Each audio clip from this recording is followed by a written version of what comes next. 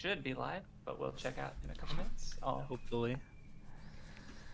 Once I see it on the YouTube. Oh, yep, no, I see the icon. So yeah, we are indeed live. All right, episode is tweeted out.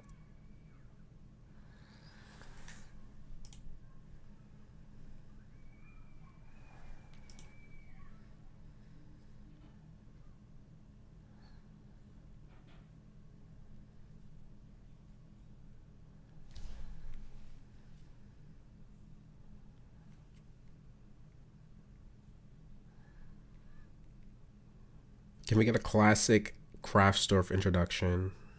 Classic Craftsdwarf introduction. Hello, everybody. It's a Weeb Club. It's another podcast, the first one of the year. First one in a couple weeks, just because shit happens, as it do be. So yeah, how are you guys doing this new year? 10 days, 11 days into the new year. I'm doing good. You know, life's going on. I feel like, I kind of hate the new year just because there's like a couple moments every year, I feel like, and they get worse every year, where it's like come to terms with the fact another year's passed, time moves on, I'm older, closer to death. True. I feel like that happens every year. I kind of hate the new year. I like the March to like September when you can pretend time isn't real, because like there's not really holidays in that time. You're just kind of living life. And then after September, like the holidays come and you're like, holy fuck, the year's over. My life is moving on. And then the new year starts. It's like, oh my god, like it's the fucking next year. Like, it's gonna be fucking 2070 and I'm gonna be dead before I know it. Yeah. So, it is what it is. I'll be okay. Vindy, does how old you are fuck with you now? Are you old enough to where it fucks with you? Oh yeah, it's been real bad these last couple weeks. I feel like, Yeah, definitely having some kind of like watching TikTok and playing Fortnite and just having moments where it's like the target audience for these things think I'm an old man. No, not that. It's like genuinely, I mean, not to get too morose, but a lot of people in my family don't have a really high life expectancy, so that weighs on me, where there's a part where it's like, am I halfway through my life on God? So that's been the question recently, is like, is this my fucking midlife crisis?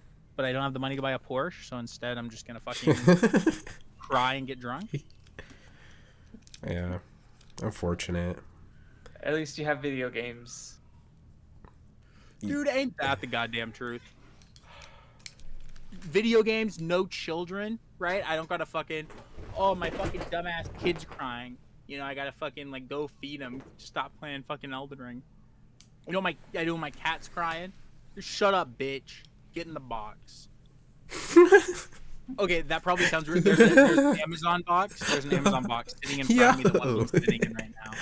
Like it's like an open Amazon box. The one's just sitting in and looking at me from.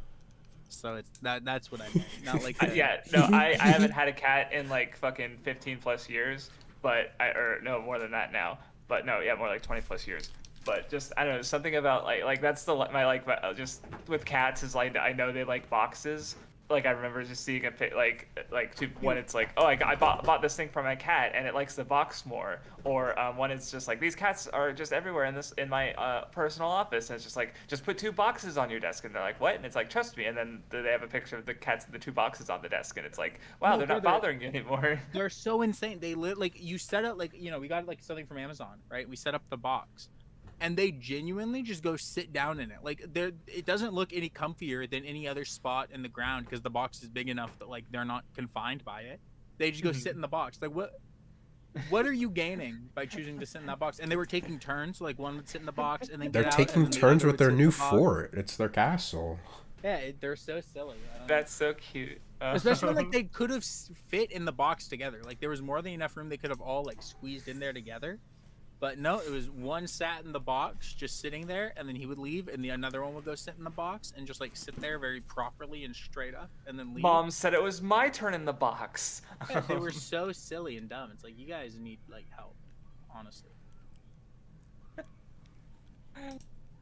All right, so this Weeb Club, we are talking about our favorite things that we went through in 2023. Yeah, so who wants to start? I don't know how, because it was Vindy, it was your idea. So how did you want to structure it?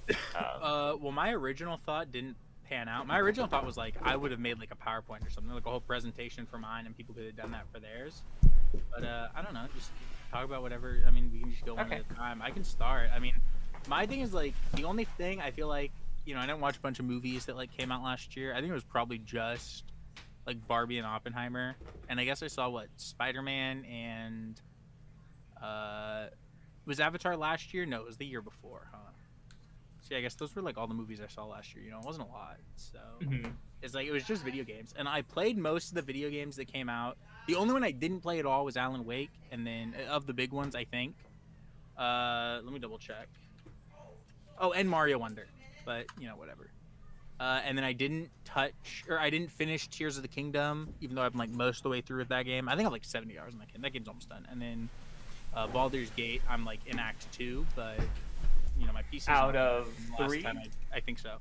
The last time I tried to open that game, it kind of shit itself. So you know, it is what it is. And you know, last year was real good for games. It's real hard for me to pick any like specific one. So I think I'm just gonna have to talk about a bunch of different ones individually that I you know, will say are my favorites for different reasons, because I think last year was really cool for games, and like the thing that people I feel like aren't giving enough credit to was how varied everything was. It wasn't like, oh, there's a bunch of really good games, or even like 2017 is like a stacked year, but like it's a stacked year with like a lot of like similarity. Like it's not as out there, I think, as like this year is, you know, where you had like Zelda is like this action adventure game, you know, you had fucking like Spider-Man, you know, like big open world, whatever, like AAA, you know, superhero game. You had Liza P, like a Souls like fucking mech games, CRPGs, platformers, like all sorts of shit, you know. Is sick. So I think I'm gonna talk about Armored Core first, I guess, since it's on the thumbnail. That game is just really fucking sick, dude. That game is so fun. That is genuinely, I think, the most fun game I've ever played in my life. I don't know if there's a game I could think of where you make your fucking silly little mech and you just start boosting around those levels, and it's immediately just feels fucking good. Like you're fast, you're moving around. It feels just good to fucking play, and that's before you even get into like mech customization, which is like a lot easier than I thought it was going to be, and a lot more fun, and a lot more like detailed and like substantial. Like you make like changes that seem small, and you can immediately see like how there are these substantial changes that like completely change how your mech functions. It's like crazy cool. And I don't think that game's that hard. Like I think people got filtered by the first boss because they forgot that they're also in a mech, and that the game gives that mech a sword. Like so the starting mech has a sword, and the starting like the boss of the first level has like this big energy shield. So you're kind of supposed to use the sword like on the energy shield and just like kind of go in, right? Like the game wants you to, you know, I mean, you can build different mechs, but especially that starting mech is like you need to be kind of aggressive and go in and hit him with the sword and, you know, launch your fucking missiles and shit. And I think people who don't do that, and if you try to like circle strafe the boss and get into this long fight with it, you just definitely will lose, because it's like this big fucking tank with like, you know, a bajillion missiles. So, you know, I think a lot of people got filtered by that first boss, but I really don't think any boss in that game was like that hard, and no mission or boss like gave me even the mission I could think of is like the hardest mission, because I had to play that game. You have to play it 3 times to get the true ending. So I have like a pretty good grasp of that game in my head, and even the hardest missions I think are like some of the easiest stuff in any FromSoft game I've played. And a lot of the other missions, especially if you like make a mech that like fits how you want to play, or you play into the stereotype of like the mech you made, I think it's pretty easy to like just fucking like play the game and chill out. You know what I mean? Because like you have so many options, right? If you want to make like a big mech with like machine guns and like, you're on like tank treads and you're hard to kill and you just like blow shit up, like you can do that and it's like easy as fuck. Or you can make like the fastest mech possible and fly through the missions, or I think the customization in the gameplay, along with just like how fast the gameplay is and how much it flows, was like really fun.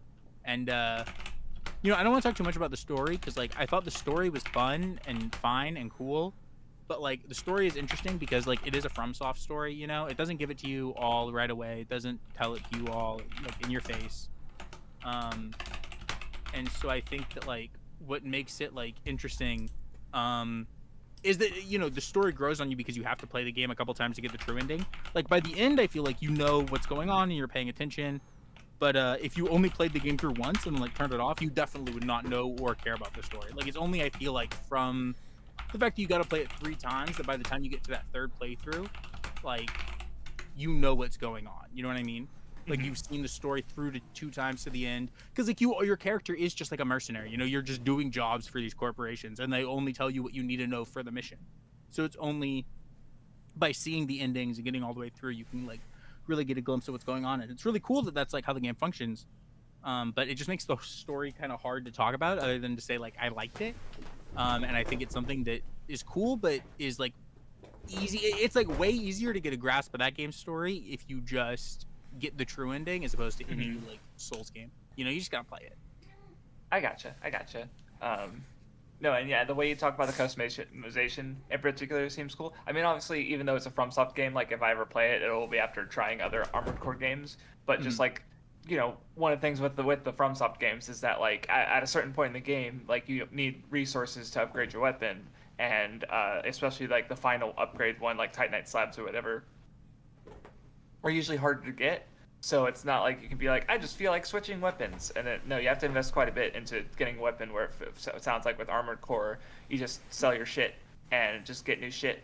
And there's no real cost to customization, it sounds like, or no major cost at least. No, I mean, there is a little, it feels like it's kind of limited at the beginning of the game, just because the beginning of that first playthrough, not only do you not have a majority of stuff unlocked, but you also just like don't have a lot of money, so you're choosing like, oh, maybe I want to try, like in those first, the first couple hours of play, those first I think 3-4 hours is a lot of like, ooh, do I want to try a grenade launcher? I can save up a mission or 2 to get that, or do I want to try like tank treads? I could save up like 3 or 4 missions, save up a good amount of money, and try to like upgrade my mech with this. Like there's a lot of like that kind of customization, I think, in terms of like how it plays out early on, but especially once you get to like the end of your first playthrough and then subsequent playthroughs. Like my second and third playthroughs, my second one, before I went in, I made like 2 or 3 mechs that I just bought all the fucking parts for because I had enough money, and had them sitting there. And then my third playthrough, and so like the second playthrough, I just switched mechs based on the mission. I was like, oh, this mission looks like it would call for like this mech, and this mission, like this mech looks good. And then when I got to the third playthrough, I was like, you know what? I made like a mech that I tried to make it like look like a Gundam, and I was like, I'm just gonna use, because I was going for the true ending. I was like, I'm gonna be him. I'm just gonna be a Gundam. Just use this fucking mech the whole game. And then I was just like trying to buy up, because there's like a trophy for getting all the parts. I was kind of working towards it, but I didn't want to keep the game installed on my PlayStation while grinding out like S rank on the missions, so I kind of gave up on it. Because I'm not really like I don't really like grinding games to get like an S rank. Like, I don't know. That's not as fun. Like, I would much rather just like give me like, okay, I guess it's like the difference between like trying to be perfect in something and like scraping by. You know what I mean? Like, I would always much rather put the difficulty just a little bit higher than I can probably do, and force myself to like scrape by and just barely get there. Like, you know what I mean? Like finishing a game with like no consumables and no like anything in my inventory because I like had to use it all like near the end. You know what I mean? Yeah. That's like how I prefer like my difficulty. And so like grinding for like difficulty ranks, even like DMC, like my problem is just that like that's not, I don't prefer to just like run the one thing over and over and over and over again and try to perfect like this one piece of gameplay. I'd rather just like, let me do whatever I can and just like skate by and then live my life, you know? Yeah, so, I gotcha.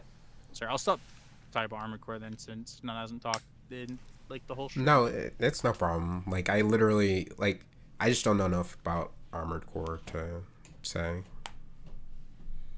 And you're not really have you played any of the FromSoft games in general? Like even though Armored Core is its own thing that just happens to be made by the same studio. Not that there aren't connections, but they're smaller than compared to yeah, you know what I mean. Dude, can we do a series of Weeb Club streams where we make Nun play Dark Souls 1 and just watch him and give him like light coaching? You know what I mean? Like very light, like when he beats because I think the game's pretty self-explanatory till you beat the Bell Gargoyles, and it's like here's how, like we're like ghosts, we're like ooh, here's how you get to Blighttown. And outside of that, we're just like chatting while he plays the game, But no pressure though. No pressure. Just don't die or you're a fucking loser. Okay. Just kidding. I am so bad at the fucking gargoyles. I've played that game so many times. I feel like they always kick my ass. Okay, yeah. I don't know. It's been a long time though, so I don't even remember what bosses do give me trouble, or still give me trouble. Four Kings, maybe they're always a bitch. Yeah. Lost Isolate never feels good. You never feel like you beat that boss, or I guess Beta Chaos. Yeah, I know you. You know what I mean. Yeah. Okay, sorry, None. You go. You say give one. No, Craftsdwarf can give one first. Hate this man. So yeah, I mean, just let's go off the thumbnail. I mean, it wasn't my favorite thing I went through last year. But I did watch all of Aikatsu. So, because on January 1st last year, I'm pretty sure that's when I first rewatched the first episode of Aikatsu. And then on the last day of the year, I watched the only part of Aikatsu that I hadn't seen yet because it wasn't subbed until 2023 was the Aikatsu 10th story, which is like basically a 10-year anniversary special. It was only 3 episodes, and I didn't know anything about it, which was really cool because it did kind of lack something that I really like about Aikatsu in that, because one of my favorite parts about Aikatsu is just the humor, because it's just so silly, but it's in a way it's serious humor, if that makes sense. Like the characters, like not that there aren't jokes or stuff between the characters, but it's usually like the joke is the absurd thing that the characters are doing or saying, and it's happening. Like one of the most iconic early Aikatsu things is Ichigo goes to she wants a dress made, so she goes to the dress designer's place, and she doesn't know about the elevator, so she just free climbs a 50-meter cliff, like it's nothing. And no, she's a little tired at the end of it, but it just happens, and it's really silly and absurd, and it becomes this big recurring thing throughout all the series where climbing is a thing that happens. Or in the Christmas episode where she just like, oh, this one person is lonely on Christmas and because she misses her parents and she doesn't have a Christmas tree, so they just like fucking take snowmobiles out into the snow, and she chops down a fucking a giant like pine tree, and they take it back and they decorate it, and it's just the show is full of shit like this. It's just ridiculous stuff happening all the time, and it's great. And there's just so many little absurd things, and then just it's the characters are cute and fun, and I love them, and it's just I could watch 100 episodes, and I watched 300 episodes over, almost closer to 400 actually, because at one a day I wouldn't have watched it all, but there's just so many things I like and I find fun about it. My least favorite season is Aikatsu Planet, which it's still good. It's like there's some interesting things about it, but it's also live action in half of it. So I feel like that kind of takes away, or ends up taking away some of like what I find fun about Aikatsu, I guess, because it's not able to be they make dumb faces sometimes or whatever. Yeah, I still really like Aikatsu. Still really good. But that was a rewatch, so I guess my favorite thing that I hadn't experienced before that I went through last year was Love Love Alternative Total Eclipse, which I might have talked about it on the Weeb Club, but it's funny that my last 2 years in a row, both my favorite things that I went through in the year was Love, and that's probably not going to be any different this year unless I go through something crazy, because I'm planning on doing the rest of the Love visual novels this year. But yeah, Total Eclipse was insanely good. It's basically a side story that takes place. There's almost like the only characters who appear or who are mentioned from the actual Love are really, really minor. or they have very, very even more minor roles in this one. So it's mostly just character. It's just, but it still uses the same setting. It still has some of the same like, it's even though there isn't like a romance harem part like a companion piece like there like is the case with the original Muv-Luv. It still carries over some of those elements. Like one of the scenes I really like is there's like a love triangle, and the main character is talking with the sort of emotionally stunted love interest, and she's like, oh, whenever I think about you, my chest feels tight. And her rival is literally like who knows that she loves the main character, is like losing her shit, and the main character goes like, oh, I know that feeling because I feel it too. And she's like, and it's because you respect me as a rival. And in the mech train, in our sparring, skirmish training matches and stuff, you want to defeat me just like I want to defeat you. And it's just like they're fucking stupid, and it's just so dumb. But it also just has a lot of really good exploration of just like sort of contrasting Japanese nationalism with like American nationalism, and in a space where like there's a bunch of different characters from different nations, and ends up having a really the last fucking part just ruins me. The whole thing, like we still talking about Aikatsu? No, this is Muv-Luv. I changed okay. up. You weren't paying attention in the first place. Don't worry. No, I was. I don't believe you. I just thought that was well, because Aikatsu does have like they'll do episodes that are like, we acted in this drama, and so the episode is just like it's Alice in Wonderland, but Aikatsu characters are playing the characters in Alice in Wonderland, or there's an episode, one of the episodes towards the end of the first series, it's like it's literally a mecha thing. It's very good. So but no, I say there are mecha and Aikatsu. So. Yes, but no, I did change to talking about Muv-Luv Total Eclipse. Mecha are Aikatsu, so which Aikatsu just casually talks about Japanese nationalism and American nationalism. Is Muv-Luv Macross? I think that's two different mecha series there, brother. Macross is an anime franchise that happens to have idols, and Muv-Luv is more like there's a Muv-Luv Extra is actually a harem romance comedy visual novel that has it's if you just get Muv-Luv, it's actually two visual novels. Extra is the harem love comedy one. Muv-Luv Unlimited has the main character like basically ends up in an alternate universe where there's an alien invasion shit going on. It's insane, and very good. But what was I gonna say? I'm so tired of multiverse shit though. All right, lame. Go to bed, Grandpa. I was gonna say something else about Aikatsu. I think I don't remember what it was. I lost my train of thought. None, talk about something. So a lot of my stuff is actually stuff that I have mentioned once before, but I'll start with something I haven't, which is Zom 100, because I just, watched all of that in like 2-ish days. So it was one of the things that I just like binge watched because it was with other people. It was really good. It actually like made me more interested in watching seasonals again a little bit. Not necessarily like, oh, I'm just gonna watch a bunch of them blindly, but like maybe like the best one or two of them I'll just watch. Like I want to watch Free Run when that's done. But I thought Zom 100 was really fun.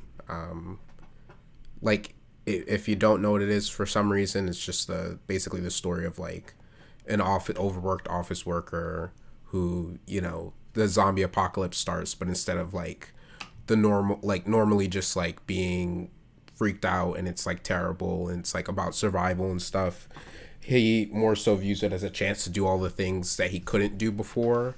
So it's just like a lot of episodes are just like kind of fun and relaxing, and it's super cool to see like how is he actually gonna like do these fun things in the middle of an apocalypse. Like one episode, like he builds like a tree fort with some guy who he like lost his son and they were like working on it, but like he shows up and starts working on it with him, so it was really fun. Yeah, I mean, I liked it a lot. Like, it was very good looking. There was some interesting character stuff with like the main character. He has the 100 things to do before he becomes a zombie, like a bucket list, and like there's the like main heroine. She has 100 list, but hers is like just about survival. So obviously, like, his is contrasted by like he wants to do fun things to live, and hers is like survival. But eventually she like recognizes that like she should allow herself to do fun things. And I like that the main cast, like, it isn't just his list, like they can add things to the list. And one of the really cool, like the first time she adds something to the list, it's actually to help out the main character. Like it's something he needs to do, but he's being like dragged down by some stuff that's happening. So it was really cool. Like I really liked it. Definitely one of my favorite things of the year. If there was only like like one thing that like dragged it down just a slight bit, was like the final antagonist. Like I felt like he didn't do it for me on like either side of like one, I didn't really like sympathize with him at all, which like I don't really care, but it's like it kind of showed his flashback and it was just kind of like, no, I kind of you still kind of suck. And then like it didn't do it enough on that side of like just making him just kind of a piece of shit. Like it kind of tried to do it both, where he was like a piece of shit, but he also like had that thing, and like he ends up getting like hugged and like stuff. So it was just for what he was doing. It was just like, nah, I just can't really get behind it, but still fun. I liked it. Cool. No, I didn't even know the premise of the show, so it sounds a little more interesting. Don't think I'll go out of my way to watch it, but yeah. Well, I mean, final antagonist of the season. That's what I meant. Oh, there's gonna be more. Okay. I don't know if is it original or is it based on a manga? The manga's still going. I just meant like the final of the season, because there's Okay, two different like quote unquote main antagonists of the season, and he comes in at like the last 3 or 2 episodes, whereas like there's a midpoint guy, or like a little bit before the midpoint, but he's basically midpoint. I'm talking about like the guy who comes in right at the end. Gotcha. Okay. Neat. Yeah. Vindy, you want to talk about it? I guess we're just gonna do a round. Yeah, Just hell keep going yeah, around. brother. I will talk my shit about Lies of P. It's the fucking goat. It's really fucking good. So Lies of P, if anyone doesn't know, I don't know who all followed. It's a Korean made, I'm pretty sure. Pretty sure it's South Korean made. Souls like that like is modeled after Pinocchio. And it's really fucking good. It's probably, I think I have for a long time said that I don't see how it could be possible that anyone that isn't like FromSoft themselves could make a good Souls-like, because I think any other time I've tried one, they just suck. They're not good. They're not fun. And Lies of P fucking gets it. Like, it just like on the first level that it needs to, like the game plays right. Like it feels the way that it needs to feel in the moment to moment gameplay. And that's not just to say, because like the game is Pinocchio Dark Souls. Like it's not, it's Dark Souls 3 more than it is any other FromSoft game. It's like Dark Souls 3 with a little bit of Sekiro. Like there's a little bit of Sekiro injected in its veins in like the perfect places to make it feel like cool and different without being like, too action oriented. And I don't want to get too like technical into like what the game does gameplay wise that I think make it really fun and like really unique. But just I think that like the game's really cool because it has a lot like the bosses stand on their own, right? Like I don't think that the bosses in that game could work or function in like a different game. Like Lies of P bosses have to be fought, especially when you get to a lot of the late game bosses and like the boss you have to fight for the true ending. Like you got to fight that boss like in fucking like using the game, like using the tools the game wants you to. And I think it's really cool. Like I think that game does a lot of really interesting things. I think if you like Dark Souls, you should play that game. Because it just genuinely is really cool and like takes a bunch of different ideas from different Souls-likes and different FromSoft games, and I think kind of merges them together in like a really fun like way. I don't. It's like hard to explain without getting really technical about like how it does it and like how the final bosses go, but it definitely ends up striking a balance just like between the two that I said. And is like genuinely fun, and I would rank it. Like I really want to replay it. I'm going to soon, I think, but I think when I do, like it's not a stretch to say it would probably rank near like up in the top of like the FromSoft Souls likes. Like it's definitely better, I think, than even like some of their own game. I mean, obviously better than like Dark Souls 2, but I think better than some of their like real actual good games for sure. And part of it's like that game's a lot tighter and more focused. So like the level design doesn't try to be as big or as sprawling. There's some interesting levels, and the levels really commit to like having checkpoints and looping back on themselves. But it does it in like not as interesting of a way. Like, you know, in Dark Souls a lot of the time, what loops back in on itself is like an interesting piece of the level itself that feels like this lived in or this like real breathing part of the world is what you use the shortcut a lot of the time. And Lies of P a lot of the time it's like this door had a button on it, you press from this way and it opens from the other side, and you see those doors from the second you enter the area, so you're not like caught off guard when you have the, you know, when you get to the shortcut and you're like, okay, yeah, this is the shortcut I saw at the beginning of the area. But I don't really mind because I feel like it makes Lies of P feel way more just like an action game. Like not that it doesn't have, you know, RPG elements or levels or souls, but it definitely follows in like what I feel like, you know, Dark Souls 3 and Sekiro do, where like, you know, the game is mostly at the end of the day just an action game using some light RPG elements and you know, like builds and trappings of the genre. But you know, at the end of the day, it's you know, you're kind of just turning your brain off, walking forward and fighting people. And I think that it's fun. It's really cool. Visually, the game's sick. I think it actually has like a lot of atmosphere in the environments. The biggest thing I would have to say, if anyone is like curious at trying out the game for me talking about it, and I don't know if I know Tanya's in chat and it seems like she's played the game. I don't know if she would agree. Yeah, the weapon system is really cool. And then I didn't use it and just used boss weapons because the boss weapons are really sick. But that's really funny. Well, the weapon system's pretty cool. I ignored it completely.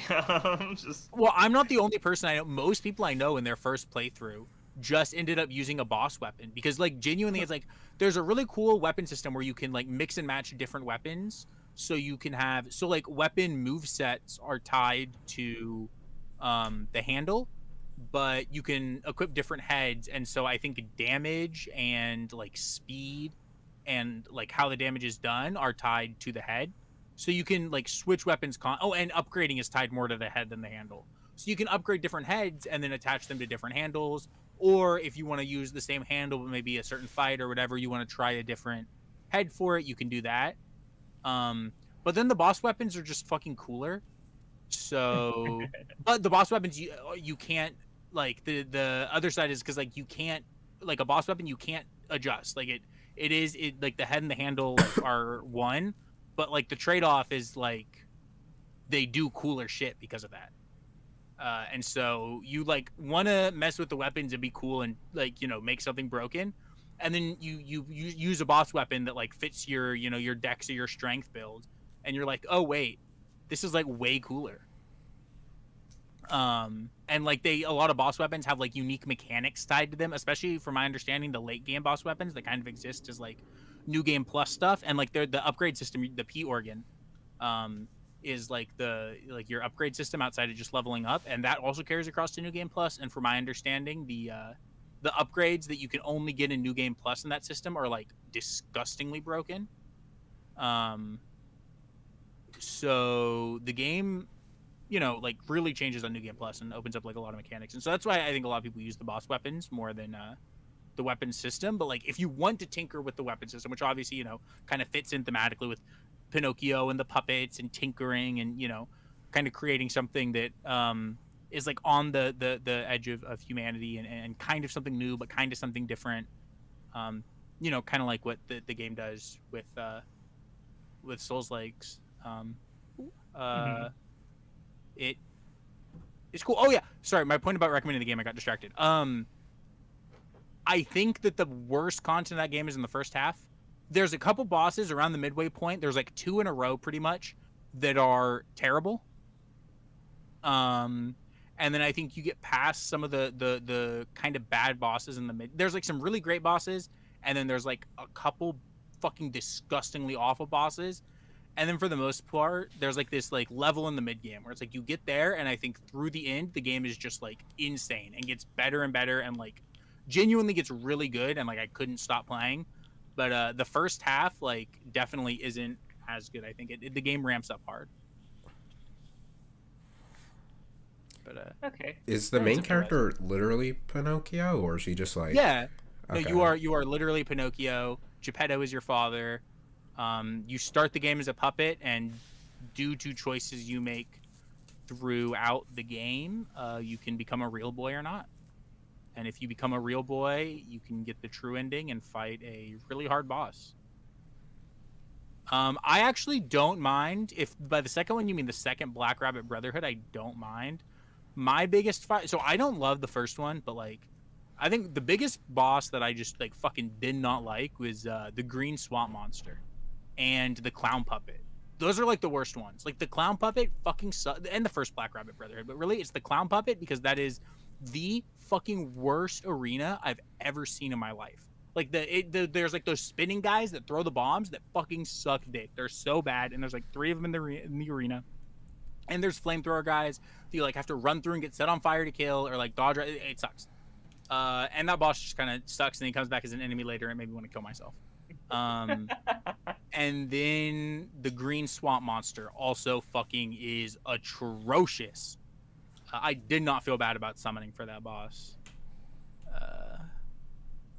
I will call him that little white-haired anime boy that you can summon at every boss. That's something that game does that's cool. So there's a shit ton of like the materials to summon with, and then every big boss except for the true ending boss and a couple others, but most of them. And I think every story-related boss, except for the true ending boss, which you don't have to fight to beat the game, you can summon at. There's like a pool right in front of it that like you can press to summon at.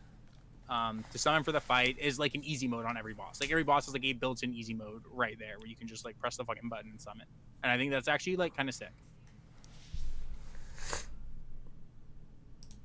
Okay. Nice. So yeah, if you're about done, what should I talk about next? Did I ever talk about Pluto on the Weeb Club? Because I feel like you mentioned watching it. I don't remember if you mentioned like, doing like actually watching it yet. No, okay, so yeah, I guess not. So basically, Pluto was my favorite anime that actually, was it my favorite thing that came out in 2023? Maybe. Because I mean, I didn't watch a whole lot that came out in 2020. Like, it was funny. Like the, what's it called? Forgot what I was gonna say. Yeah, like we talked about earlier, I literally haven't played a single game that came out in 2023 except Pokemon Sleep and some DLC. I did not play Pokemon Sleep for very long. But I just checked. Oh no, I guess my favorite media release of 2023 would have been Guardians of the Galaxy. But yeah, Pluto, I really liked it. It's just it's an adaptation of a manga I already really liked. And I think especially like overall, it's just a good adaptation. I think it used like the fucking first episode made me cry. It makes me cry in the manga, but then just like it's also music related, so it's like of course it's gonna hit really hard in the anime too. Overall, it's still really enjoyable. It's still Naoki Urasawa. It's a good just mystery thriller kind of thing.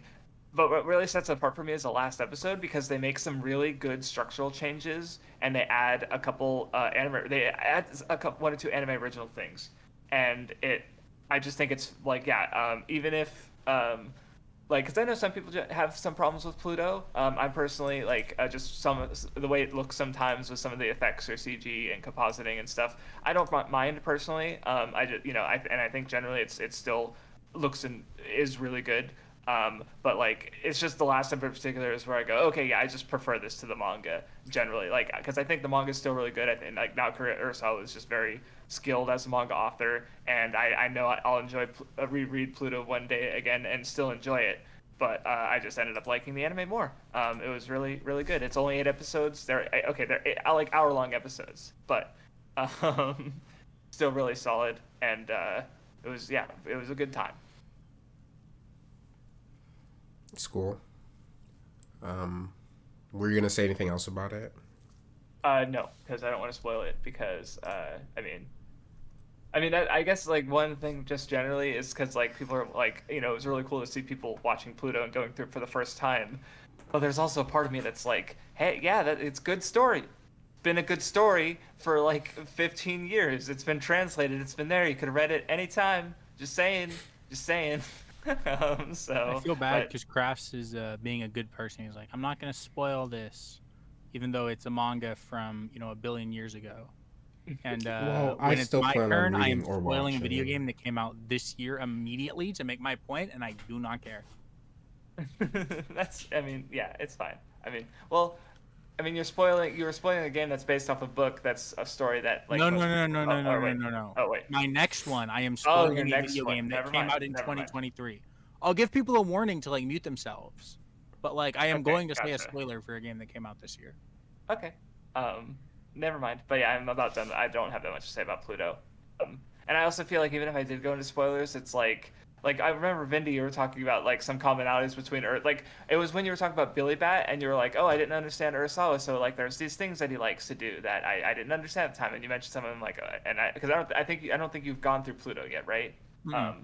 Yeah, but Pluto does those things, so it's like, oh, okay, yeah, you understand Urasawa's style really well, but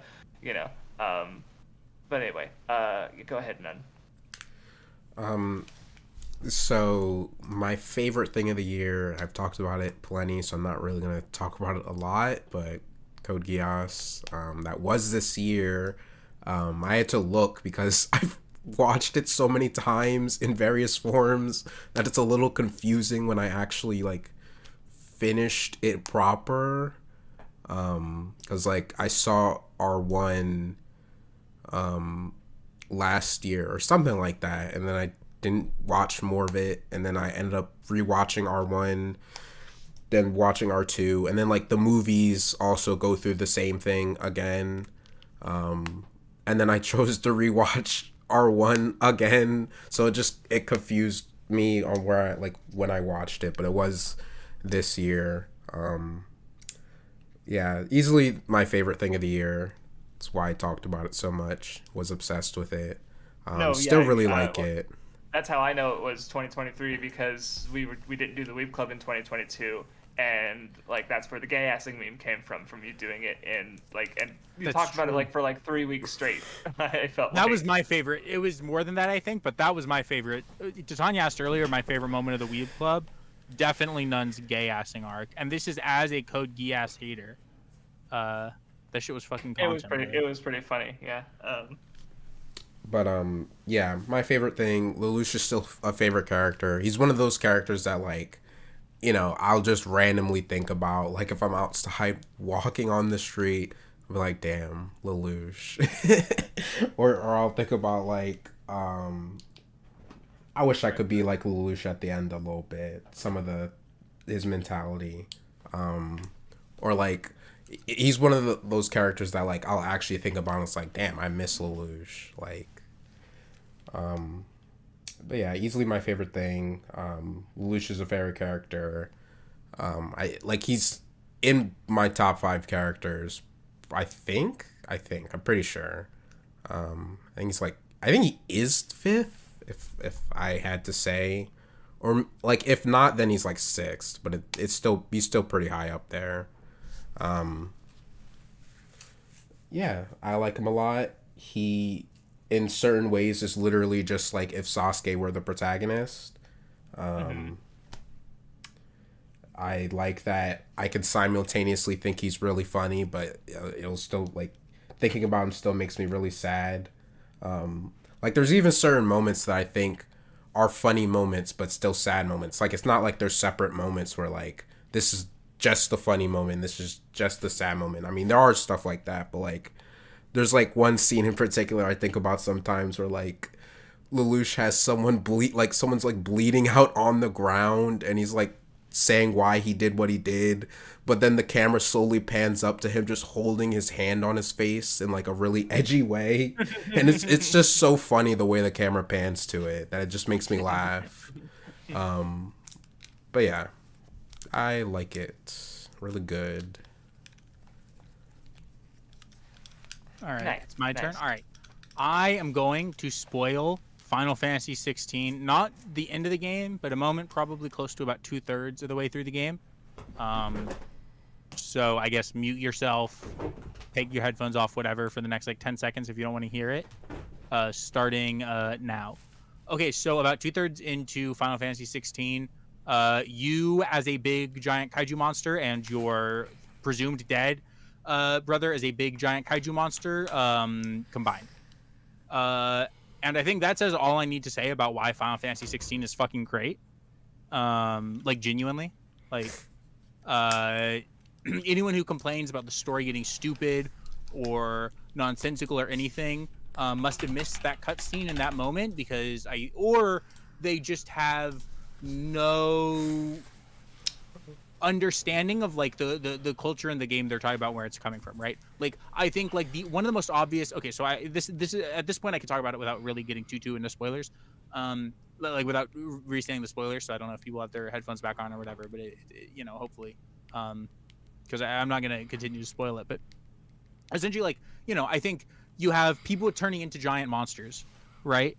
And I think that, like, you know, people made the comparison with Attack on Titan. I don't know why people weren't as apt to immediately make that comparison as well with FF16. But, like, you know, at the end of the day, when that's what like is going on, like, it's a mecha, right? Like, you know, people understood that with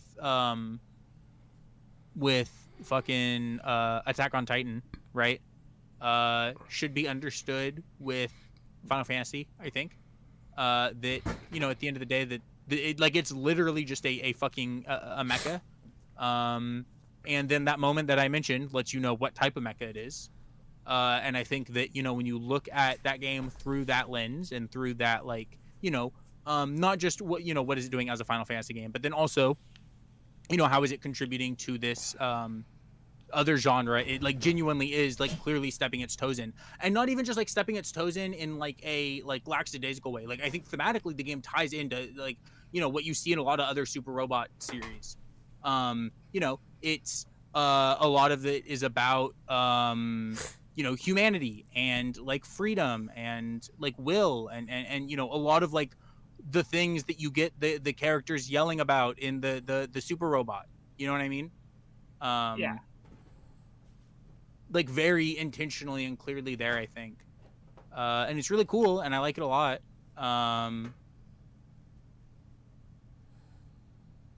Yeah, I don't know. Sorry, what? Too much more to say, I guess, like, about it. Other than that, is just like, I think that very clearly should show what kind of vibe-wise, you know, like what FF16 is going for, and you know, it's fine, I guess, to not like it, but if like you hear what I said, like that phrase I said in the spoiler thing, you're like, that's fucking lame, brother. I don't really think I want to know you, you know. Like, that shit is awesome. I like screamed in real life when that shit happened. Like, I was just sitting there playing alone with headphones on, and it made me yell. You know? And like, yeah, okay, look, Final Fantasy 16 has a lot of problems. I'm not gonna pretend like it doesn't. All right, the side quests are fucking abysmal. Some of the worst side quests I've ever done, and I did them all. You know, I'm maybe not the biggest fan of that first DLC pack for the price it was, but I'm hoping the second one's better. especially considering it came out like 2 days before God of War Ragnarok's DLC came out and was like actually like one of the best DLCs I've ever played in a game and was free. But you know, I think that game has a lot of great moments. I think the combat was fun, visually was insane. The big spectacle, like there are multiple times in that game where it's like you see something and you think it's a pre-rendered cutscene, and then you realize that like you are controlling it, because like you get to the big like mecha cool fights, and like in your head though that should be like the like that's like a cutscene, you know, or a quick time event, but then like you're actually controlling it, and it's fucking awesome. And that game's really cool and really sick, and I don't know, it's hard for me to say like anything really negative about that game, because I just like, I don't know, I think people were upset that it wasn't something that it was never really trying to be, you know, like it's like, what if Attack on Titan was like, it's what if Attack on Titan was like a super robot and awesome, you know, and people want to complain about it. It's like, what if instead of Eren being Eren and being edgy and cringe, he was like a sweet man? You know, he was just a sweet guy with the like the kindest voice and just the kindest person. And he like, you want to do the side quest because like, okay, you know what? Fuck that. Side quests aren't fucking bad, because the side quests made me fucking cry. Because when you do the side quest, there's this mechanic where as you do them, you gain these like points that are essentially just like side content points, right? And as you get X amount, you get like different rewards, right? It's how you get like weapons. Sometimes you get like, I think there's like, you need there's some materials to craft the ultimate weapon in there. There's like a bunch of shit you get throughout the game for basically doing the side quest and the hunt board. But the way it's contextualized in game is that like as Clive is growing this name for himself and getting bigger as this outlaw and this person that he's becoming, his name is growing more and more, and he's helping more and more people that are then sending gifts and words of, you know, thank you or whatever back to him. So you get like stuff for doing these side quests that are contextualized as like Clive genuinely making a difference with individual people in the world. And especially when you get to the later half of the game, and you know, part of it was like all the emotions going on in the game at that point and everything, but like just the fucking like little messages that you were getting from the side quests, like the whatever flavor text in the world, genuinely got me emotional near the end of the game. I actually thought it was like really fucking good. I'm gonna be happy I did the side quests just for that, because some of those were like genuinely like these like really fucking like nice messages that like you get that really make you feel like the shit you're doing like kind of matters, even though like it doesn't, obviously, but it was nice. So I don't think the side quests are that bad. That game's sick. Nice. Cool. Nice. Made me more interested. Is it Nun's turn or is it my turn? Oh, and that game has like one of the greatest soundtracks of all time. Like, maybe not as good as like FF14's, but that's just because it's like not fair. It's an MMO. There's more music. It's way more like way more experimental with it. Soken really, like in 14, has so many options to just do like insane shit musically, because like nobody's gonna stop him, because this is a song in a raid dungeon, like locked behind like 20 hours of side quests, 200 hours into a main story. Like nobody's gonna complain, right? Versus, you know, 16 is like, it's a Final Fantasy score. It's just, you know, there's an orchestra and it's going, and there's some other songs that aren't just that are fucking crazy and cool, but for the most part, you know, it's just like what you would think of for Final Fantasy music, and it's fucking like, it's some of the best shit I've ever heard in my life. Like, that shit goes so crazy in some of those fights. Okay, I'm sorry, I'm actually done now. I apologize. Pretty sure it's Brad's turn. Big thing for me last year is I did my finished my manga reread. So I've in quotation marks, because I still need to reread Bleach and Nisekoi. I'm hoping to do those this year, but mostly I finished my manga reread. I think my favorite manga that I read last year was Bakuman, which I talked about on the Weeb Club, because it was like, you know, I like manga about creative endeavors as someone who takes creative endeavors, and they're, you know, Bakuman is specifically about manga, which I read a lot about and care a lot about, considering like my favorite story ever is manga. And I also really vibed with like the creative storytelling, or the collaborative storytelling aspect, which was something I also do through like role play and stuff. So you know, that was definitely my favorite manga I read. I still really like Beastars. It's just, you know, super interesting, and Lugosi is literally me for real. And then I in my thread I put my favorite manga that that wasn't a reread as Plunderer, and I realized after the fact that like it's still my favorite. Like it is my favorite manga that wasn't because I had read a bunch of it before, but I hadn't finished it before. Like I only count it as a reread if I've already finished it and I'm going through it again. Or Plunder, I'd read like over 2/3 of it, and then I came back and reread the whole thing and then finished it.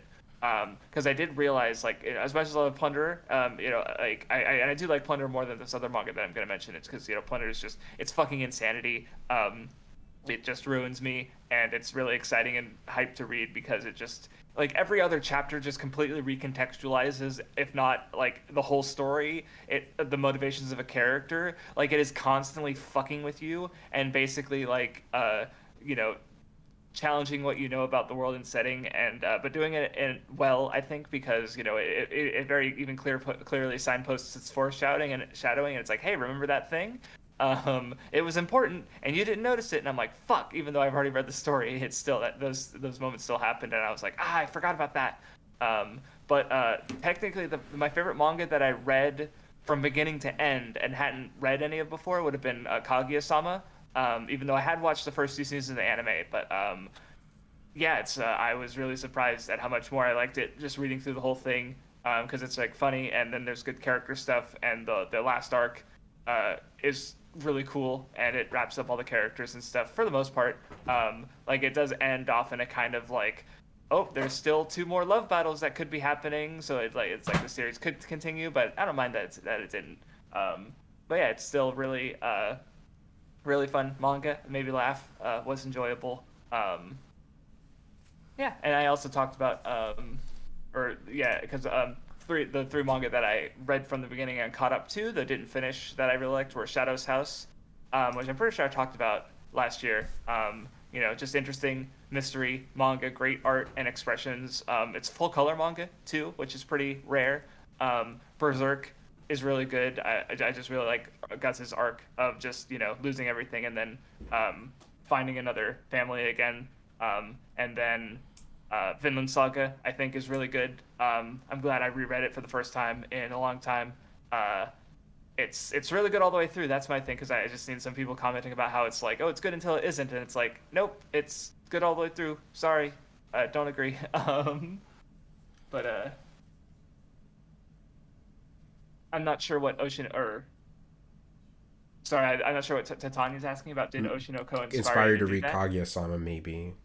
Oh no, I just wanted to read something while I was on lunch breaks and stuff, and what I usually try to go to like lighthearted, like that's how I read Nagatoro and Anjo-san, because I was like, I don't want to read anything serious on my lunch break that I really need to dig into. I'd rather just read something more casual, I guess. And Kaguya, it's mostly a comedy, so it's like it's not like, oh man, there's some really intense lore going on here. Like, no, so that's why I read it. I was just like, why not? And I ended up really liking it. So, yeah. Cool. But yeah, that does it for my manga. So I guess I'll just do two of my manga. Because really I haven't read like that much manga that I was like super into. Like really except for 2, which are my favorite things of the year, which one of them was Silent Voice, the manga. Like I've seen the movie before, but this was my first time reading through the manga. I still would probably say the movie version's I like it a little bit more. Like obviously it has a little less in it, but like I honestly think what they chose to take out was really smart. Like they kept all the essential things, and just kind of like heightened them. But like it was cool to see, like in the manga, like they try to make that movie. I'm pretty sure that definitely wasn't in the movie where they're trying to make a movie. No, the movie arc is not. Yeah, it's not in the movie. And then also like the manga does emphasize some of those other characters a little bit more. So it was like cool to just see like another side of the series. Like it expands on what I was somewhat familiar with, but didn't see all that in the movie.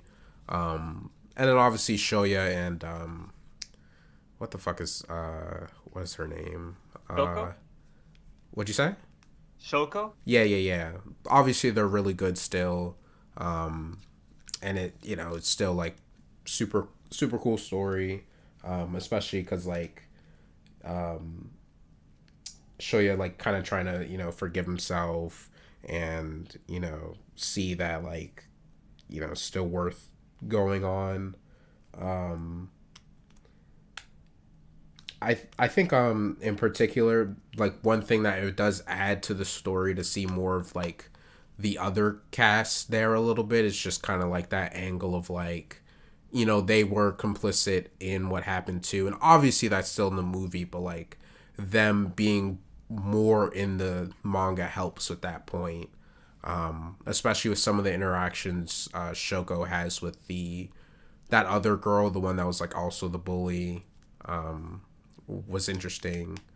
Yeah, it was good. And then the other manga is, what Titania mentioned, Gaki Daisho. I did catch up to it, so that's why I caught up to like the English translation that Hokuto no Gun is doing. So I considered it like for the thing because I am caught up to what's currently in English. Like honestly just surprisingly really really good. Like it being good has nothing to do with it. Well, okay, I'm not gonna say nothing to do, but like it is really good beyond just being like influential and really like important for Battle Shonen and stuff. Like even if Gaki Daisho wasn't a Jump manga and wasn't like really old, it's still like really good. Like the reasons that I like it isn't just because it's interesting to see the things that it did first. Like it's just a really good story. That just it does happen to be really influential and really like it stops after the prison arc, so it completes the arc that it was on. So if you read it right now, you would be at a decent stopping point until they do another chapter. But yeah, really good. Monkichi's a really great protagonist. He has that thing of like, it's more so about his spirit rather than his physical strength being the main thing that draws people to him. Like a lot of the arcs is really like about him improving things about him like mentally, rather than physically. Like there's no training arc just yet. Well, I mean, okay, I guess in the yeah, like his strength comes from like his he finds like personal strength, and that's what like kind of defines his physical strength. That's what defines his physical strength. And like the story is literally about him like accumulating more men into a circle. So like like literally the point is like he's just trying to expand the Monkichi family, and like he wants like his journey to become like the whatchamacallit, he basically wants to be the best leader is basically like his goal.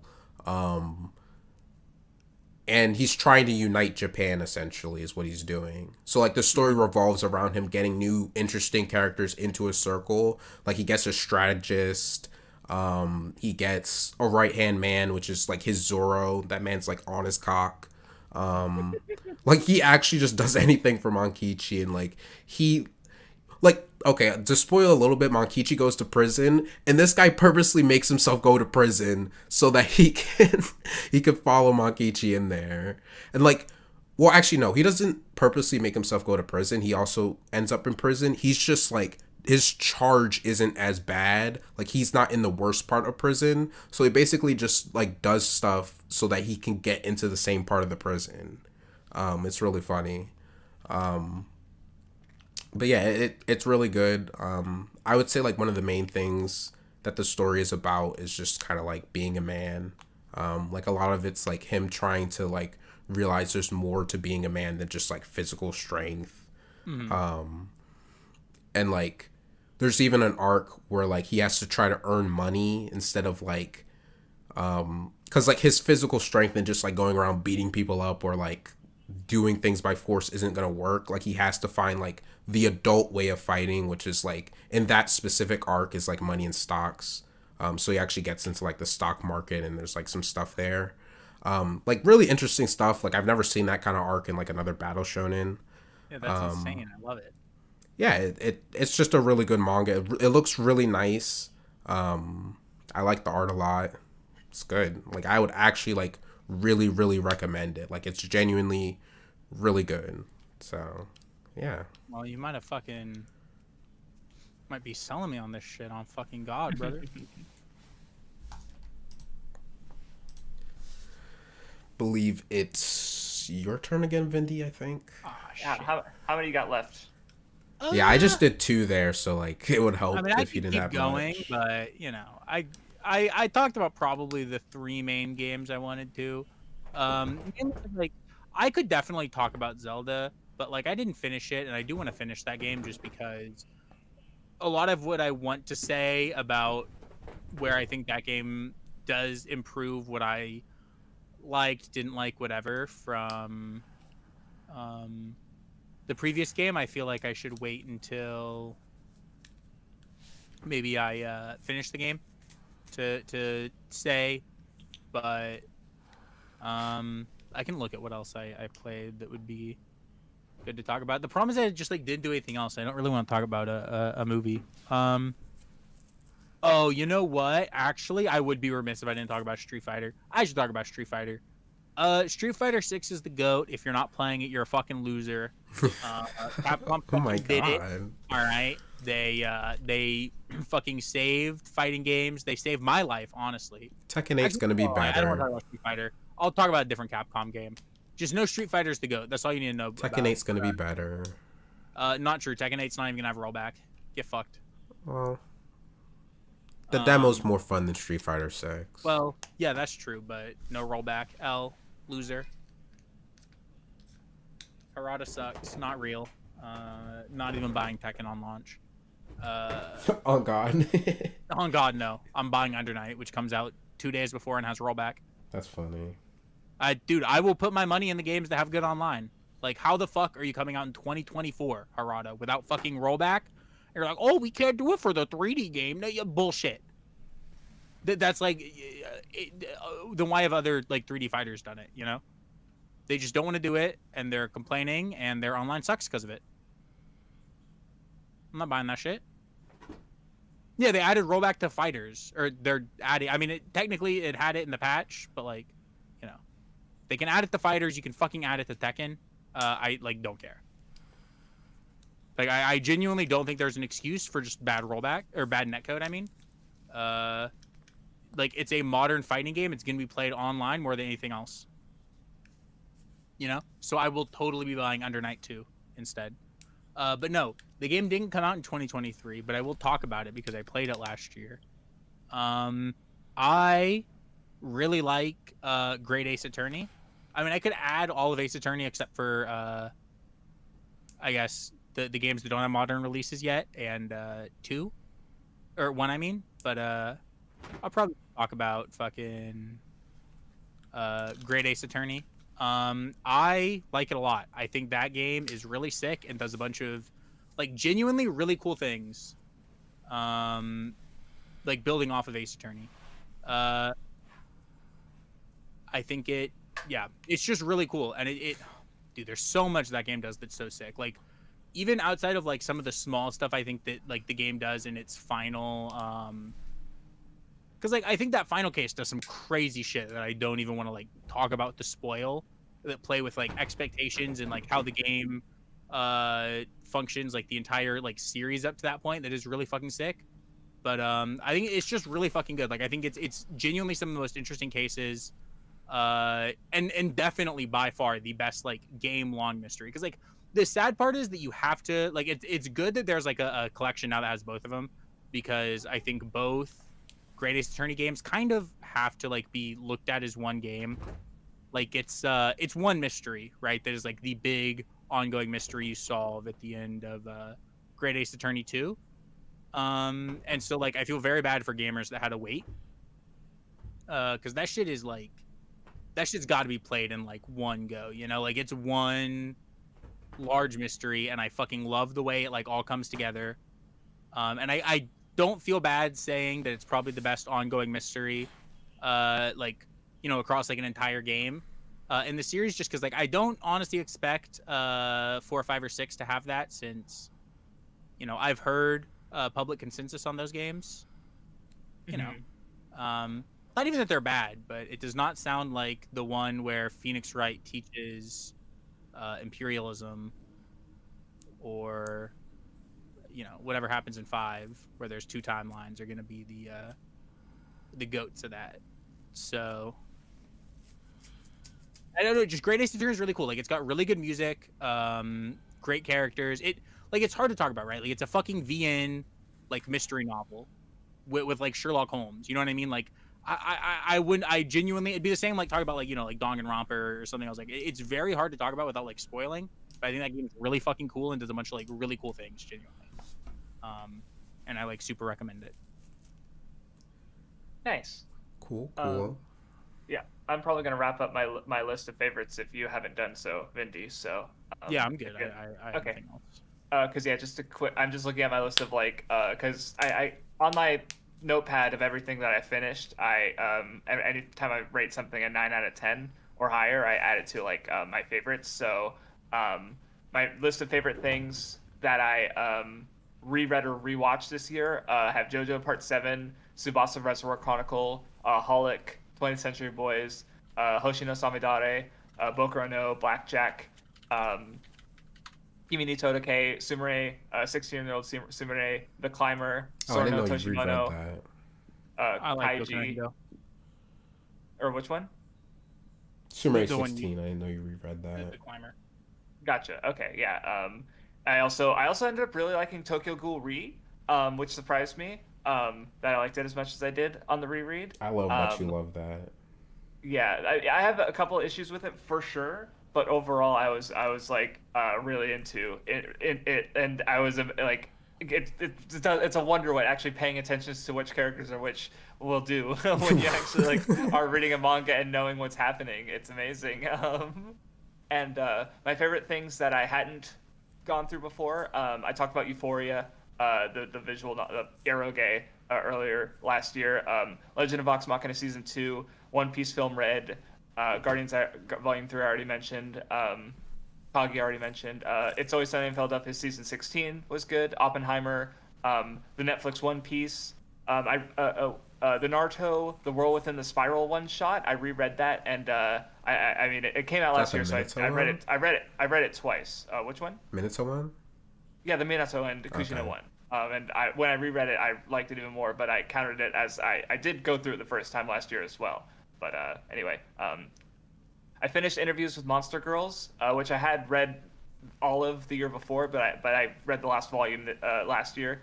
Devs, the TV series, I think I talked about that on the Weeb Club. It was a miniseries. It was really good.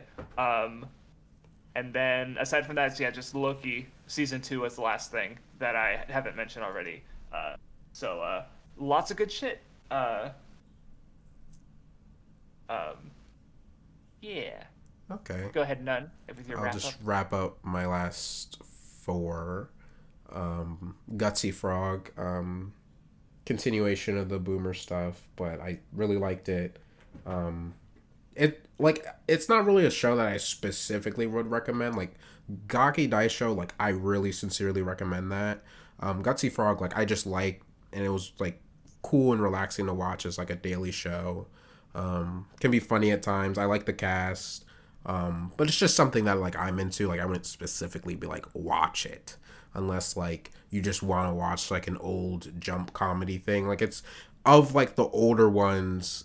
It was one of like the first really popular ones. But there's still like comedies that were before it that were popular too.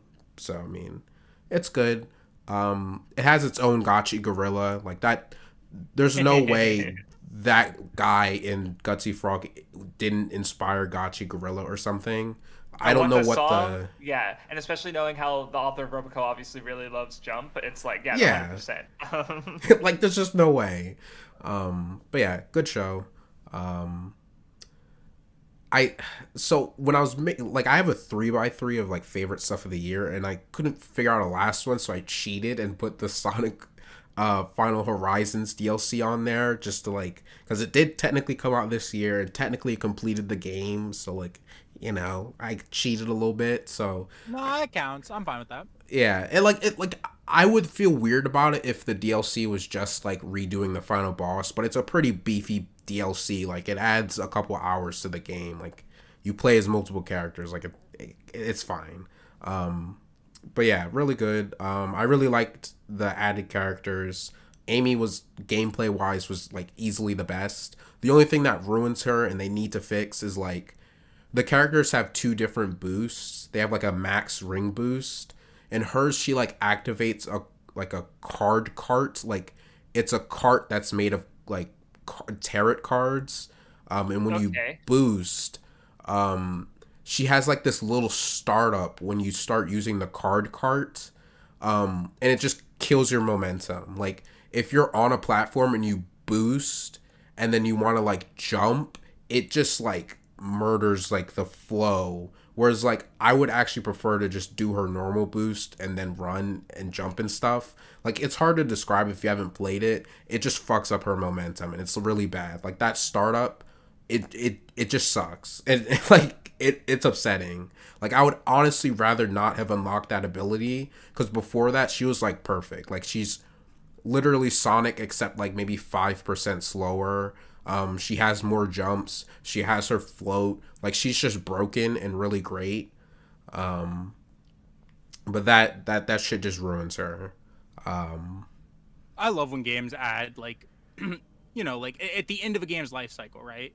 Or like in like a special edition of a game or something, when they add just like a broken character that just like, kind of like is letting, you can tell like it's like letting like the developer and the player like have fun at the end, just to like enjoy it, because it's like, well, it's the end now, so.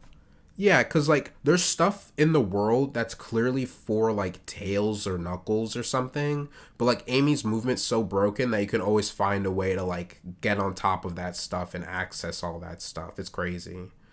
I love shit like that. That goes hard. And then the actual Euphoria, the one that's actually not disgusting. No, but yeah, the live action Euphoria.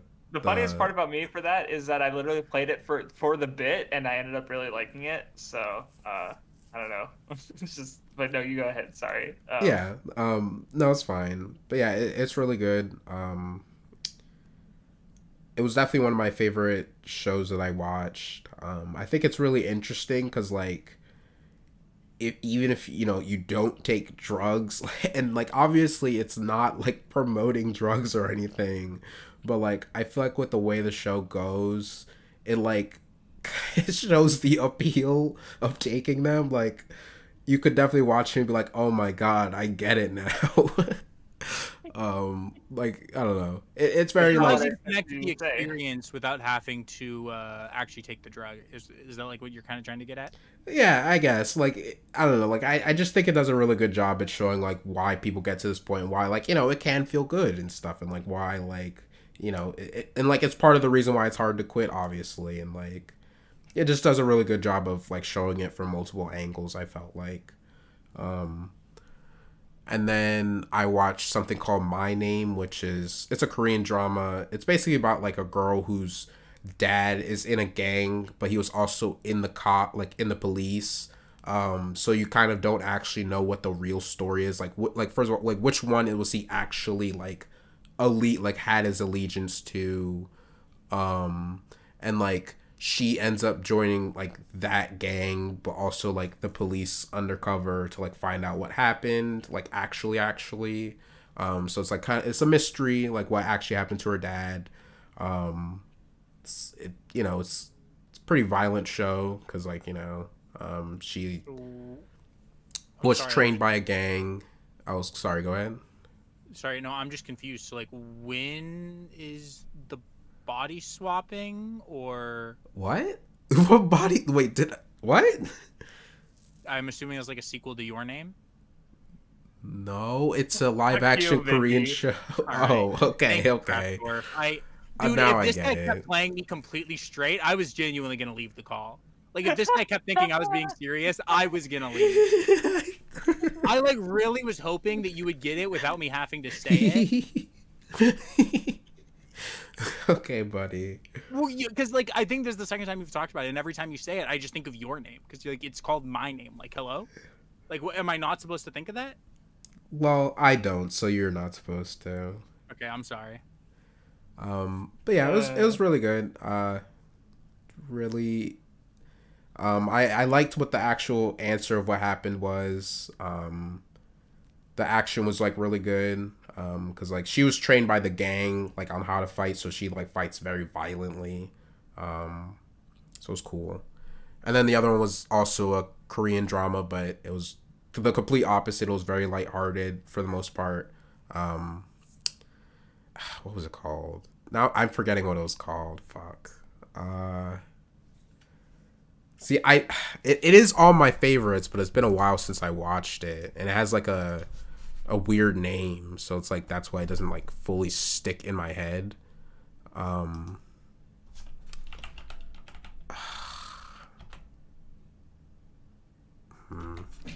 You know, I might just literally check on Netflix real quick what it was called because I don't remember. I respect that though.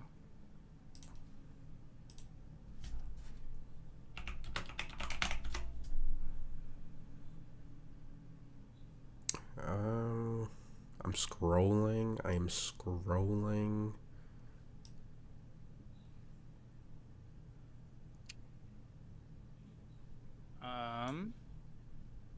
Yeah, Craftsdwarf, I guess, while he's scrolling. So there's not too much.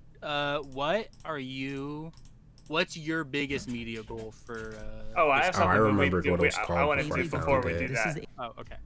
So I thank you for bringing that up, but that we have one more thing before we get there. Oh my god, I'm sorry.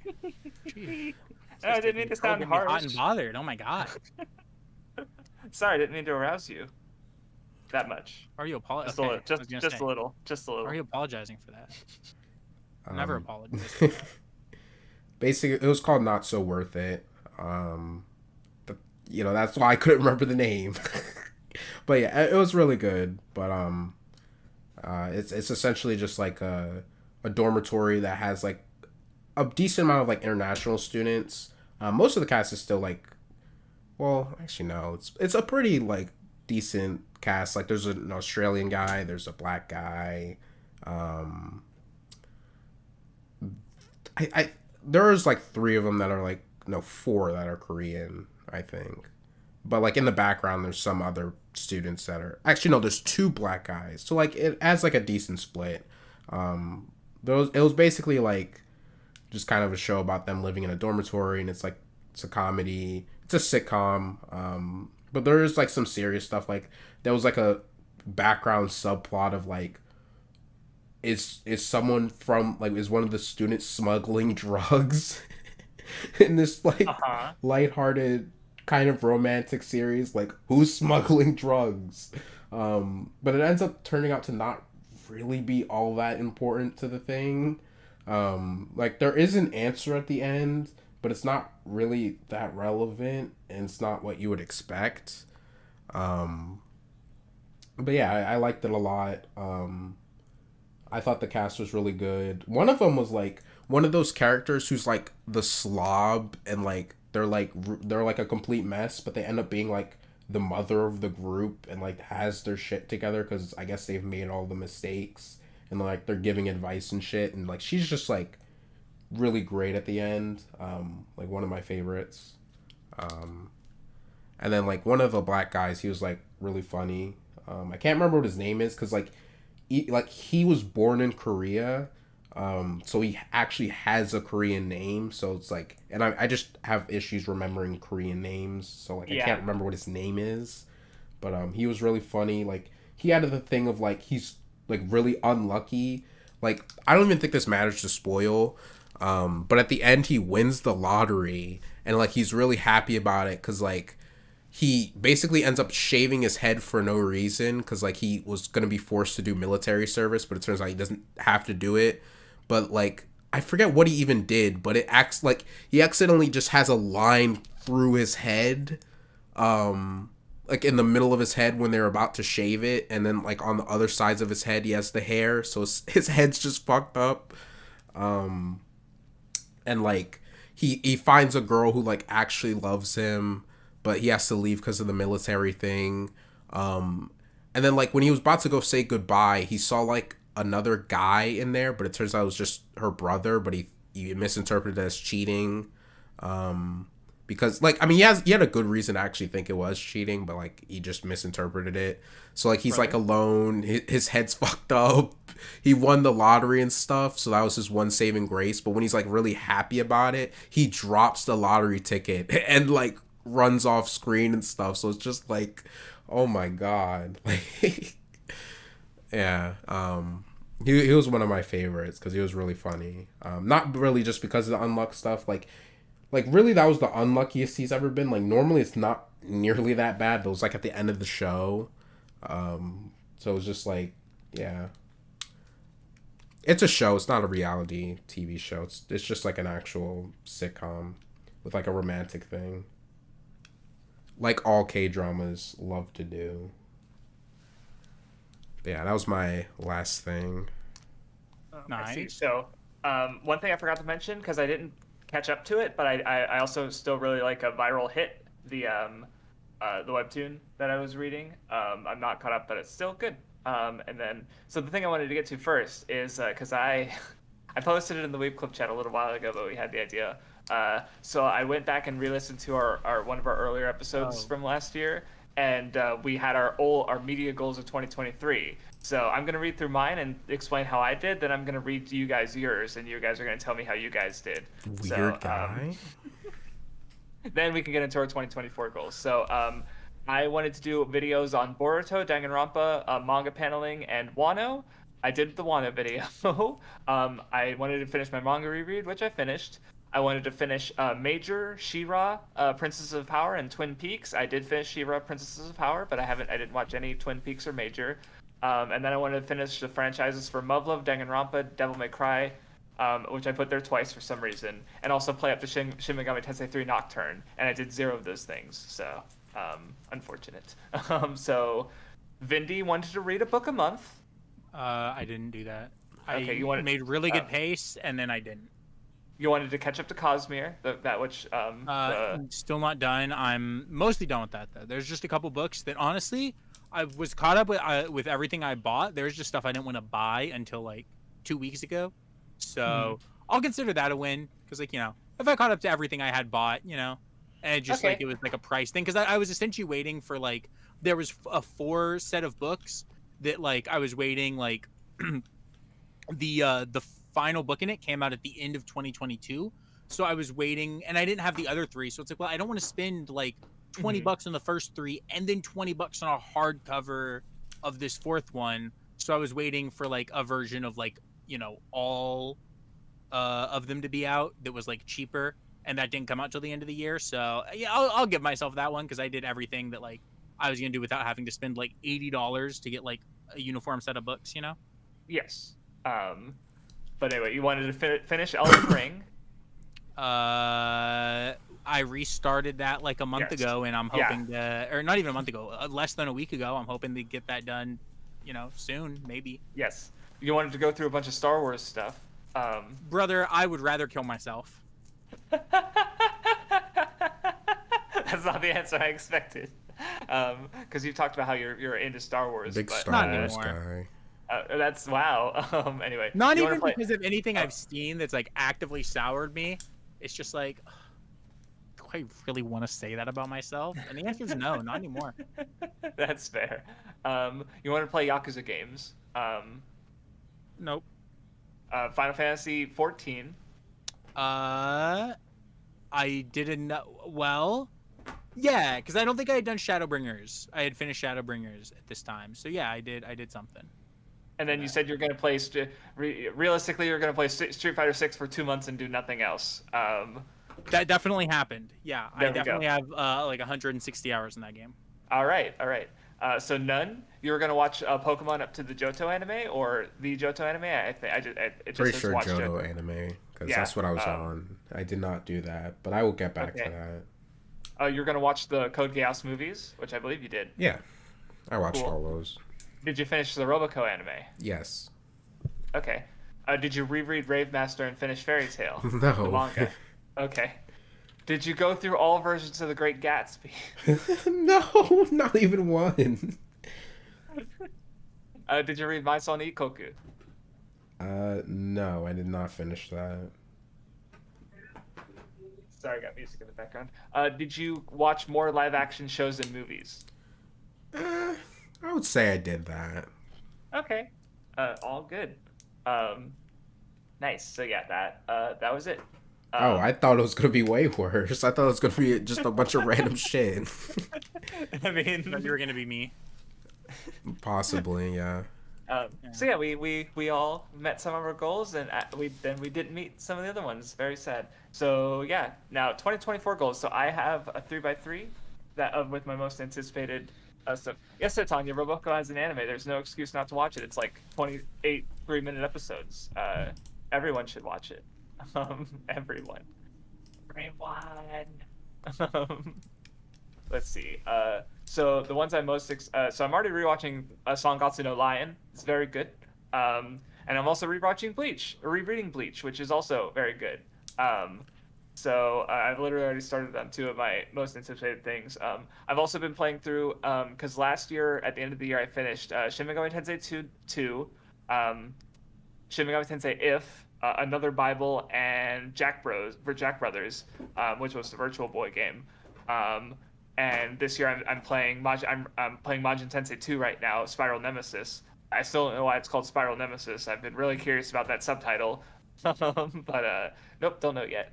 And so because I'm working my way up to playing Persona, especially I'm interested in Persona 2, Innocent Sin and Eternal Punishment.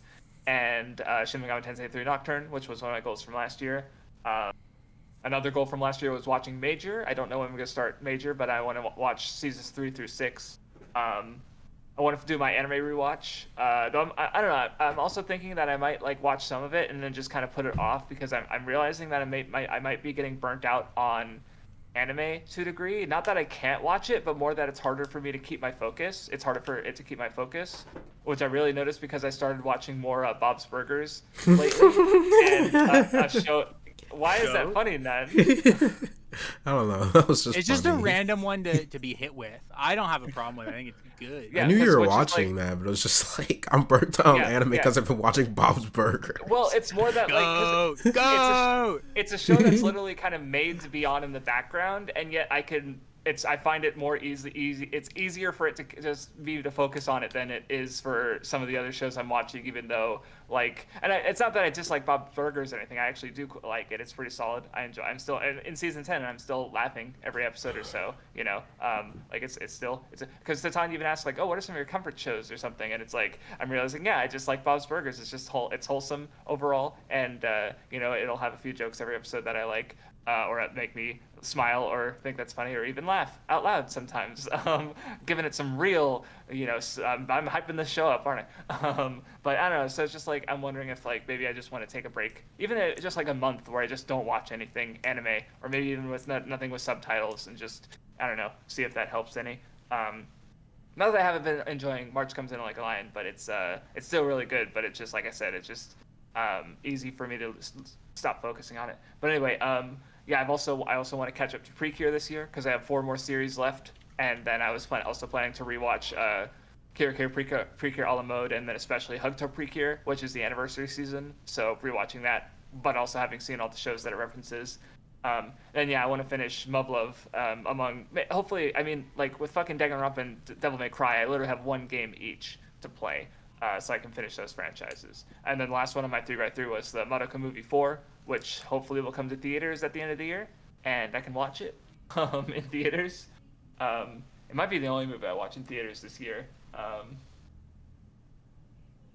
And then I guess after that, Nisekoi I'd like to read, but I also have other manga I want to read. And then I had a list I posted it in the server of everything I was planning to go through, and that's already changed, so it's outdated. But that's most of my media goals, and yes, half of them are the stuff that I didn't finish from last year. So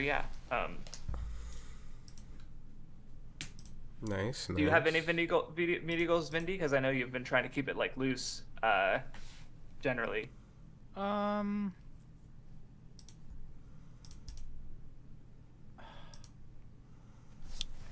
I don't know. Should I just say the same stuff that I had last year? That was Star Wars. This stuff? No. Star Wars. Let's go. Just say do I say but take it up a step, right? So say this year I want to finish all the FromSoft Souls likes I haven't finished, so just Demon Souls, Elden Ring, and Dark Souls 2, which would hurt me to the very like core of my soul, but I would do it. I think. I would It's do not it. the worst thing ever. Come on. I don't think so, at least. Brother, it might be. And then Play Devil May Cry 2 and say that to my face again, motherfucker. Brother, I would much rather play through Devil May Cry 2 than Dark Souls 2. Hello? First of all, one is like 6 hours. The other is like 6 hours for me to cry in the old Iron Keep. You know what I mean? So yeah, I mean maybe that, and then I guess I'll just say fucking FF14 since there's an expansion coming out. I'd like to play that expansion when it comes out roughly and have it done by the end of the year. Nice. What about you, Nunmanji? Well, I made a list. I'll just run through it real quick. There we go. Finish Creamy Mommy, Attack on Titan, which I already did. Undead Unluck, which I already started. That's why it's on there. Like, I've watched, I don't know, like 3 episodes. The Roboco movie. I think it's, is it Q4 this year or Q1? I think it's Q1, actually. No, I'm pretty sure it's Q4, which means we might not get a chance to watch it unless American distributors decide to go hard and actually give us what we need and what we want. True. Pokemon Johto. Because I'm so close to just finishing that section of Pokemon. I'm not committed to like I do want to still watch the Pokemon anime, but like I'm not set on like, oh, I'm gonna continue doing it now, or I'm gonna get right into the Hoenn stuff. Like I'm not super motivated to watch it, but I do want to just finish the part that I was on because I'm close. Rewatch Danganronpa 3, which, you know, the fucking, I forget what the Zetsubo and fucking Future, Despair, and then Hope. Yeah, all that shit. Chainsaw Man, the anime. I finally finished episode 1. I'm close to the end of the opening on episode 2, but I'm really into it, so it's like taking a while. Read Fist of the North Star. I've kind of burnt out on manga after Kinnikuman, so like it's just hard. Like it's good, like it's solid, like I'm not like that into it, but like I'm having an okay time. It is like it kind of moves on from antagonists pretty fast in this early portion of the series, so it's not like I found much to latch onto, but the art's really nice. Like it looks really good. Reread Inuyasha, reread Catch Up to One Piece, reread Dragon Ball, want to watch Breaking Bad,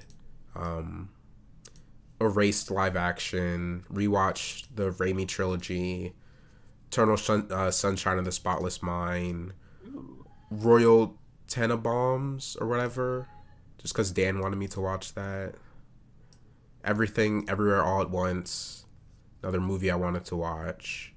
I want to play Last of Us Remake, play Last of Us 2 Remastered because it comes out this year. Danganronpa V3, which like I do want to do that, but I'm a little less motivated to play that kind of game right now. But I'll probably try to do it. Have you not played it yet, or haven't played it yet? Did you watch videos? I've watched it being played, but yeah, like I've done everything genuinely except for V3 just yet, because like I've played 1 and 2. I've watched Danganronpa 3 before, but now I'm like, I haven't watched it since actually playing 1 and 2, so that's why I have to rewatch that, and then play V3. I want to complete the Shadow Children series, which is a book series, and then like my bonus that I'm not necessarily set on doing, but I'll try to, is to catch up on the MCU. Yep. Oh yeah. Speaking of that, because like Echo did come out, but then apparently like I don't know how relevant. Like, because I've already watched stuff that has like Daredevil in it, and honestly, I could probably watch Echo, but it's not like I'm planning to do this, but I do want to. Well, because I'm watching the. Oh yeah, I guess that's another thing that I forgot. As I'm watching the X-Men movies, I already watched the first 2, because Deadpool 3 is coming out this year, so like why not? And then I'm not super. Well, I guess I am kind of glad that Daredevil Born Again got delayed in the sense of that, like, oh, I have more time to watch the Defenders shit.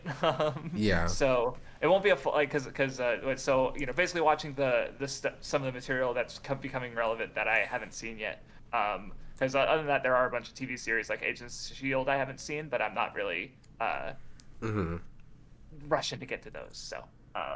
Yeah, I mean, if you count some of that stuff, I'm not doing a true MCU catch up because like I'm not watching some of that dog shit like Agents of Shield. I don't really feel like watching Defenders, even though it could be good. Maybe, I don't know. From what I hear, it's like, yeah, Daredevil is those 3 seasons are well liked. Jessica Jones, at least like the first season, is well liked. Punisher, I think, is liked. Maybe not well liked for Jessica Jones, where it's like Luke Cage, people are kind of on. Same with Defenders, and then Iron Fist is just apparently not even. People don't like it at all. So I understand being apprehensive. I don't plan on watching that Netflix series, and then like also like that.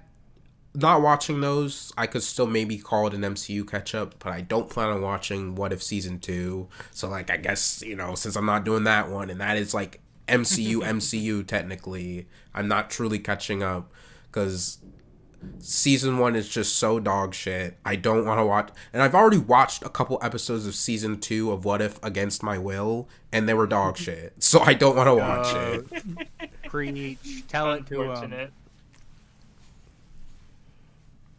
Yeah.